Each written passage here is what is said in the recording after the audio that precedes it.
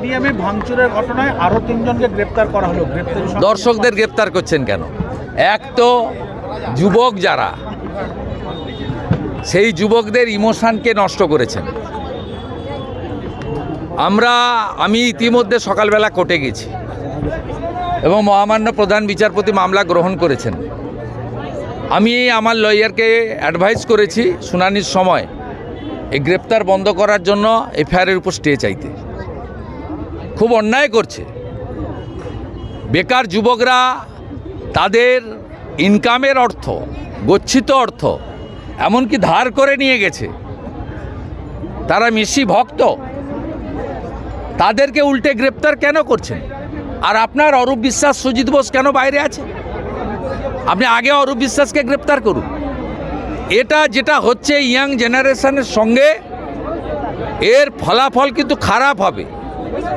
এটা যা করছে আগামী দিনে যদি অনেক ঘটনা ঘটেছে সম্প্রতি, তার বহিঃপ্রকাশ ঘটে, তার জন্য দায়িত্ব বর্তাবে কিন্তু এই রাজ্যের পুলিশ মন্ত্রী এবং পুলিশের উপর। দর্শক বুঝলেন কি ইঙ্গিত করলেন শুভেন্দু অধিকারী? নেপাল মডেল যা করছেন। দর্শক, যুবভারতীতে যে ঘটনা ঘটেছে আমি দেখছিলাম, তারপরে অনেকেই সোশ্যাল মিডিয়াতে কমেন্ট করেছেন জেন জি বলে, মানে ওই নেপাল মডেলের কথাটা, যে যা দেখতে পাচ্ছি এখানে ঘটছে এটা হচ্ছে ওই নেপাল মডেল। যুব সমাজ ক্ষিপ্ত হয়েছে এবং তারা দেখিয়ে দিচ্ছে যে কি হতে পারে। আমি দেখছিলাম সেদিনই অনেকে কমেন্টে লিখছিলেন, যখন আমি ভিডিও করছিলাম যারা কমেন্ট করছিলেন আমি দেখছিলাম সেখানে অনেকেই লিখছিলেন যে সেই দিন কিন্তু আসন্ন।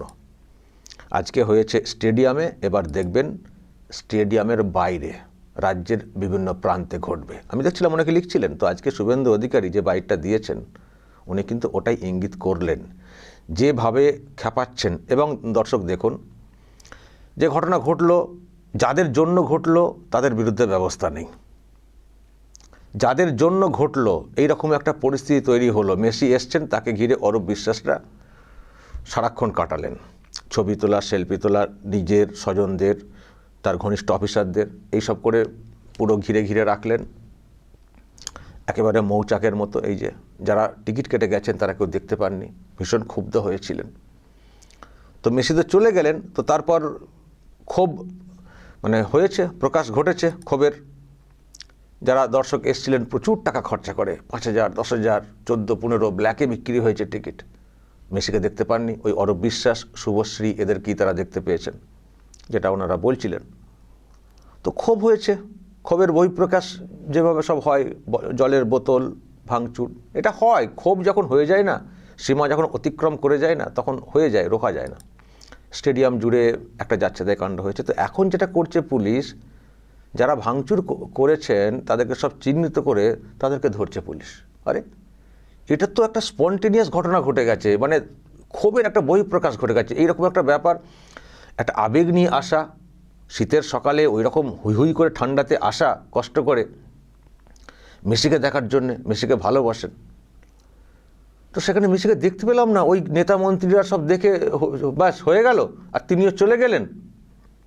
তো কেন আমরা এত টাকা খরচা করে এলাম, বা এত টাকা খরচা করে যে এলাম, কেন আমাদেরকে দেখতে দেওয়া হলো না? কেন মেসিকে ঘোরানো হলো না? কী করছিলেন উদ্যোক্তারা? কেনই বা নেতা মন্ত্রীরা ওনাদেরকে এইভাবে ঘিরে ধরেছিলেন? তো এটা বলতে ক্ষোভ এসছে, এটা ক্ষোভ চরম আকার ধারণ করে। পুলিশ আবার লাঠিচার্জ করার চেষ্টা করে বলে আরও মানুষ ক্ষিপ্ত হয়ে যান। তো যা হয় আর কি, একটা পরিস্থিতি তৈরি হয়।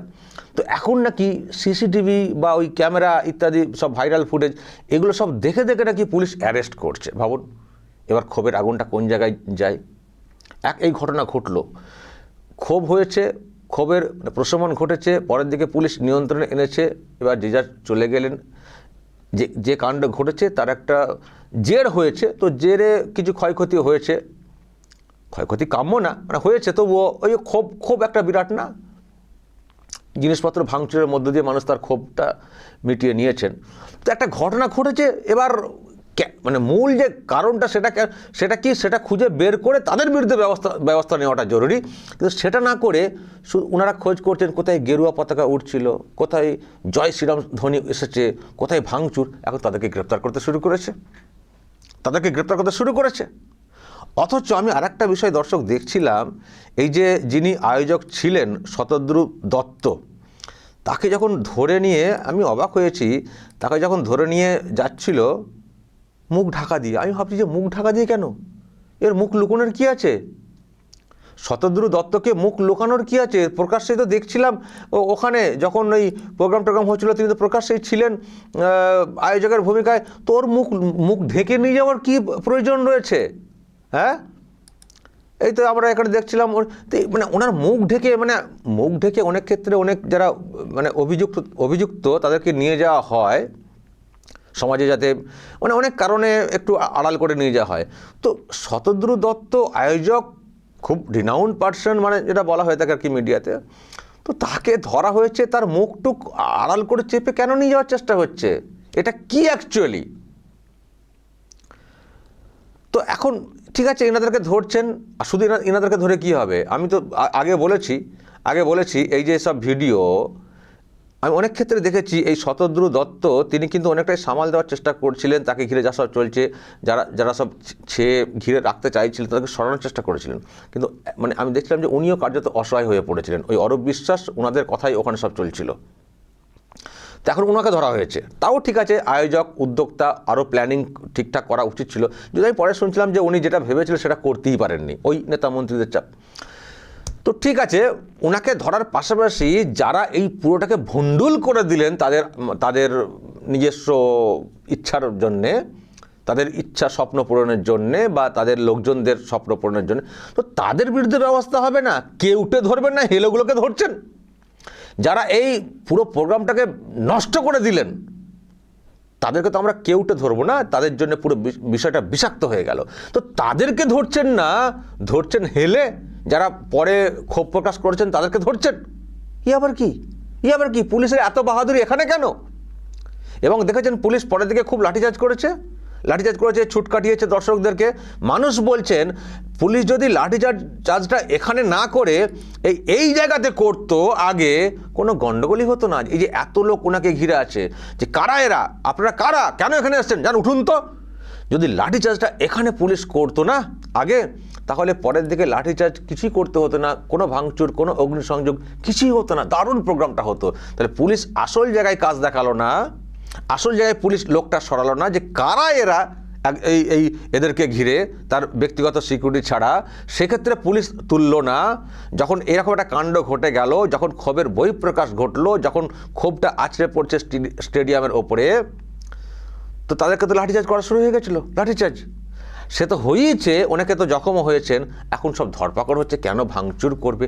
আরে কেন ঘটনা ঘটলো, আসল যারা মানে তাদেরকে ধরুন না। কেউটে ধরতে পারছেন না, হেলে সবগুলোকে ধরছেন। এই সব ছেলেরা যুব সমাজের, তারা এসটের আবেগ নিয়ে, তাদের আবেগ নষ্ট করা হয়েছে, তো তাদেরকে ধরছেন, কাজ দেখাচ্ছেন, কাজ। হ্যাঁ, আর পুলিশের কী সব ভূমিকা সেটা আমরা দেখতে পাচ্ছি। পুলিশ বলে দিয়েছিল জলের বোতল ভিতরে যাবে না, আর সব জলের বোতল ভিতরে গিয়ে বিক্রি হচ্ছে 20 টাকার জলের বোতল 200 টাকাতে। আবার নাকি পুলিশ সাফাই দিয়েছে, পুলিশ নাকি জানে না কখন জলের বোতল ওখানে ঢোকানো হয়েছে। অদ্ভুত। মেসি আসছেন, টপ সিকিউরিটি, কারণ স্টেডিয়ামকে অনেক আগে থেকেই সিকিউরিটি দিতে হবে না, মেসি আসছেন না, সেখানে কখন জলের বোতল ঢুকে গেছে পুলিশ জানতে পারেনি? এটা হয় কখনো?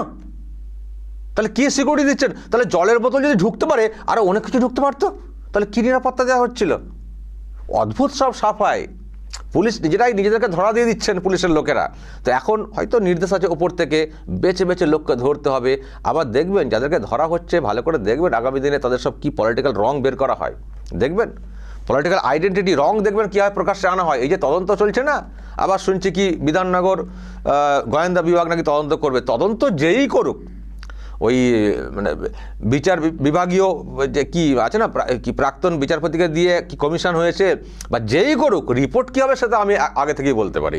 রিপোর্ট ওই একটাই হবে, বিজেপি বিরোধী তারা গণ্ডগোলটা পাকিয়েছে, এই রিপোর্ট হবে এবং তারই বিরুদ্ধে ব্যবস্থা নেওয়ার দেখবেন একটা কিছু হবে, আর উদ্যোক্তার বিরুদ্ধে কিছু একটা হয়তো সুপারিশ টুপারিশ হবে। মেন দেখবেন রিপোর্ট, এবং সেটা নিয়ে দেখবেন দিদিমণি এখন চুপ করে বসে রয়েছেন। এরপরে কোনো একটা প্রোগ্রাম দেখুন না, আমি আপনাদেরকে বলে দিচ্ছি, লিখে রাখবেন, এরপরে যখন প্রকাশ্য কোনো জনসভা করবেন দিদিমণি, দেখবেন এই মেসি কাণ্ড উনি উল্লেখ করবেন, করে দেখবেন বিজেপিকে কীভাবে দুষছেন। ওই যে একটা গেরুয়া পতাকা ম্যানেজ করা হয়েছিল, কোথা থেকে কে এনে, ঠিক আমি তো বলছি যে এটাও প্ল্যান করে করা, আমার ধারণা যে অনেকক্ষণ ধরে প্রোগ্রামটা চলছিল তো, সুতরাং একটা রং লাগাতে হবে, চলো ম্যানেজ করে কাউকে না কাউকে ঢুকিয়ে দিই। টিএমসি এসব দিক দিয়ে খুব পাকা এক্সপার্ট এসব দিক দিয়ে, আমার কথা মনে হচ্ছে। দর্শক দেখা যাক তদন্তে কি উঠে আসে। তো তবে আবার বলছি, তদন্তে ওটা দেখবেন আসবে দোষ সেই ঘুরিয়ে ফিরিয়ে বিরোধী বিজেপি। আর যখনই মুখ্যমন্ত্রী বলতে শুরু করবেন কোনো প্রকাশ্য সভাতে, দেখবেন কিভাবে দোষারোপ করেন, প্রথম সভাতেই করবেন আমার ধারণা। দেখে দেখে আমরা অভ্যস্ত হয়েছি, তো দেখি কি বলেন উনি, বলবেনই। ফলে দর্শক যেটা হয়েছে সেটা যদি আসল তদন্ত না হয়, তাহলে তো বারবার এই ঘটনা ঘটবে, তাই না? যদি এটাকে অন্যদিকে মোড় ঘুরিয়ে দেওয়া হয়, রং লাগিয়ে দেওয়া হয়, তাহলে বারবার ঘটনা ঘটবে। আর সেই জন্যই তো শুভেন্দু বলছেন, যুব সমাজকে যেভাবে খেপাচ্ছেন না, দেখবেন আশপাশে তো সম্প্রতি তো ঘটেছে, এর দায় আপনাকে নিতে হবে। এর মানে কি, উনি মুখে উচ্চারণ করলেন না, কিন্তু ওই জেন জির যে ব্যাপারটা নেপাল বা এইসব জায়গায় যেসব ঘটছে ওটাকে উল্লেখ করলেন, যা করছেন এরকমই হবে আগামী দিনে যদি আপনি নিজেকে পরিবর্তন না করেন। কিন্তু পরিবর্তনের আর কোনো সুযোগ পাবেন বলে আমার মনে হয় না, তার আগেই হয়তো আসল পরিবর্তন হয়ে যাবে। আর অদ্ভুত ব্যাপার, বিজেপির দিকে আঙুল তুলছেন, বিজেপি গণ্ডগোল পাকিয়েছে। আরে বিজেপি শাসিত রাজ্যে আর মেসি যাননি? তেলেঙ্গানা কী রাজ্য? তো সেখানে প্রোগ্রামটা কী করে হলো? সেখানে প্রোগ্রামটা সুন্দর করে কী করে হলো? আপনারা এখানে বিজেপি গণ্ডগোল পাকিয়েছে, তো তেলেঙ্গানাতেও তো বিজেপি আছে, সেখানেও তো শাসক হচ্ছে বিজেপি, তো সেখানে প্রোগ্রামটা কী করে হলো? আপনার প্ল্যানিং ঠিক নেই, আপনার ম্যানেজমেন্ট ঠিক নেই, আপনারা ওই সবটাই মানে প্রোটোকল না মেনে যা ইচ্ছা তাই করবেন, আর গণ্ডগোল ঘটে গেলে হয়ে গেল বিজেপির দোষ। অদ্ভুত ব্যাপার, নিজেদের সব দায়িত্ব খালাস মানে দিতে শুধু রংটা ওদিকে লাগিয়ে দাও, আমাদের কোনো যোগ নেই, আমরা এর সঙ্গে যুক্ত নাই। আর দর্শক দেখেছেন তো অরূপ বিশ্বাস কত সব ছবি লাগিয়েছিলেন এই মেসির প্রোগ্রাম নিয়ে। এমনকি আমি এটাও দেখছিলাম, আমি পরে আপনাদেরকে দেখাবো, এই টিএমসির যে ইউটিউব চ্যানেল আমি দেখছিলাম, সেখানেও পাবলিসিটি করা হয়েছিল এই মেসির প্রোগ্রামটাকে নিয়ে। তাহলে কিছুই নেই, সাথে পাচ্ছেন নেই, আর এদিকে সব নিজেরা প্রচারের প্ল্যাটফর্ম হিসেবে ব্যবহার করে গেছেন।